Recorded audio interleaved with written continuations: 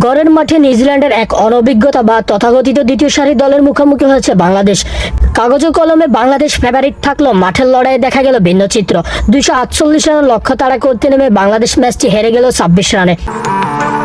ম্যাচের সবচেয়ে বড় টার্নিং পয়েন্ট ছিল বাংলাদেশের শেষ 6 উইকেটের পতন। একটা সময় যখন মনে হচ্ছিল বাংলাদেশ সহজে জিতে যাবে, তখন মাত্র 37 রান তুলতে শেষ 6 উইকেট হারিয়ে বসে টাইগাররা।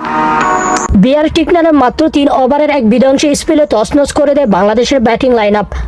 198 রানে 5 উইকেট থেকে 221 রানে অল আউট হয়ে যায় টাইগার। ইনিংসের শুরুতে নাথান স্মিথের পরপর 2 বলে তানজিদ হাসান তামিম ও নাজমুল হোসেন শান্তর 0 রানে আউটে দলকে শুরুতে ব্যাকফুটে ঠেলে দেয়। এরপরে সাইফ হাসান ও লিটন দাস 93 রানের জুটি গড়ল। রান তোলার গতি ছিল ধীর স্থির।